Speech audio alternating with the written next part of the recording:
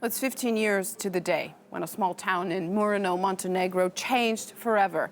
NATO's campaign against Yugoslavia to bring down the government of Slobodan Milosevic was in full swing, and this village of just 1,000 people became a target.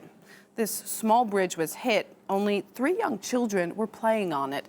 6 people in total were killed, including a boy named Miroslav and 2 young cousins who had gone to the store to buy ingredients to bake a cake for the May Day holidays. Well, I had the privilege of traveling to Murino and meeting some of the people whose lives were destroyed. This is Miroslav. I met his family, who are still reeling with devastation over the loss of their son. His mother made me promise to tell his story. Napiszesz kako jeste. I promise. Da. And so I will.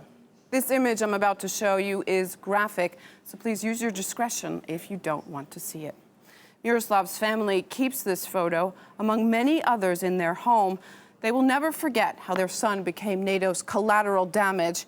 But let's not forget, he is just one of many victims of a geopolitical policy that is not changing, but building and spreading across the globe. Joining me in the now is Nikola Mirkovic, co-founder of the organization Solidarity for Kosovo. Thank you so much for joining us. Was it worth it? Milosevic was destroyed in one way or another. NATO considers the operation in Yugoslavia a success. It's a total fiasco. And if you ask this German defense minister, de la Mazière, he just admitted a couple of weeks ago that the ULEX mission is a fiasco. If you look at what happened today, what's happening today in Kosovo, 15 years later, 1,000 Serbs have been killed. 7,000 Serbs have been killed. Minorities are being chased from their villages, and it's a mafia state. And people, prominent people from the UN, even from NATO, who are no longer working over there, said it. Fabio Mini, who was the KFOR, that means NATO commander over there, says that the Kosovo is a mafia state. And none of this was worth it. It was an invention by NATO, by the Americans in Europe. It destroyed the relationships between different nations living over there, and it actually made things worse. And the problem is it's not finished. I want to get to Kosovo in a moment, but first off, Murino, which we're talking about, remembering today because 6 people died, 3 of them children. Many other civilian targets were hit. And when I met families in Murino, most of them couldn't fathom why the alliance never apologized. That's a scandal. And NATO just said a couple of days ago that it would not even give money or hand money out to help rebuild what it has destroyed. And you've got to know that more than 20,000 people have been wounded. We're talking about 22,000 people killed. And what happened to these children in Murino is just a scandal. They didn't even get a sorry or even a payment for what happened. And they call it a collateral damage. And what is extremely cynical is that we know now, 15 years later, that we're not talking about collateral damage, and that the whole idea was to target civilians in Kosovo. Let's talk more about Kosovo, because the main argument, as many people know around the world, it was banged into the narrative that Kosovo needed to be saved. This is why we had to go in. That was the argument for military action. Tell us more about the argument of the Albanians in Kosovo and why they needed to be saved. Well, the argument was at that time that there was ethnic tensions, and there was, you must know that there were ethnic tensions, but that they were created and launched by Albanian separatist terrorists, an extreme part of the Albanian movement, not all of them, in the 80s and especially in the 90s.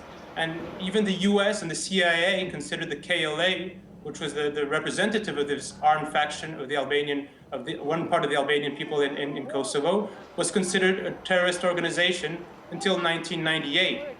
And what was happening at that time is that they were attacking Yugoslav institutions, and they were attacking mostly Albanians themselves, who were accused of collaborating with the Yugoslavian institutions. And in 1998, for example, 1 year prior to the war, there were over 1,000 attacks in Kosovo. There were in Kosovo, in the towns in Kosovo, we had 300 people who were killed. Albanians, Roma, Serbians, all the different nationalities living over there. And this was mounting up in 1998, and nobody was saying anything about this because this was it was an internal story for Yugoslavia, and there were already the wars in Bosnia and Croatia, and officially the KLA was a terrorist organization.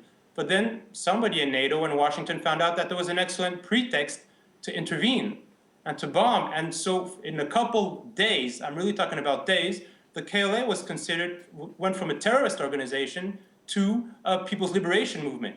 And what was going on until 1998, all of a sudden turned around and people started talking about the Yugoslavs and Serbians attacking, killing, raping Albanians. And this was the same narrative as in Bosnia. Why?